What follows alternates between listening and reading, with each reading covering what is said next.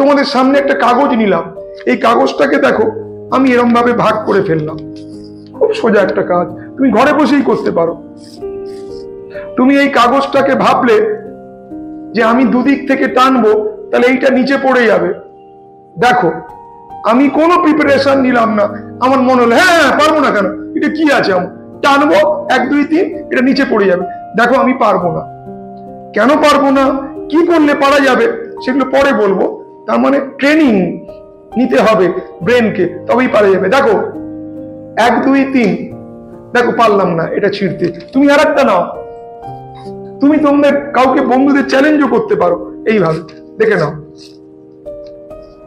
তুমি এরকমই বলবে, এই তুই যদি এটা পারিস তাহলে তুই একবারই নিট ক্র্যাক করে দিবি, কিচ্ছু তোর কষ্ট নেই।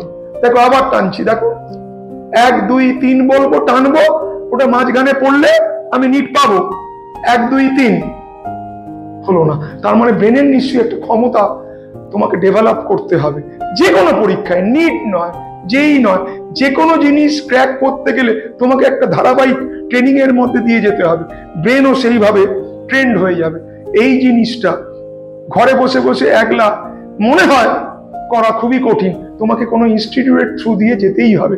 তারাই ধারাবাহিকভাবে তোমার ব্রেনটাকে, তুমি অটোমেটিক একদিন সবকিছু করতে পারবে। ব্যাস, আজকে এই পর্যন্ত। কেন ওটা পারলো না বা পারলে কিনা আমাদের কমেন্ট করে জানাও।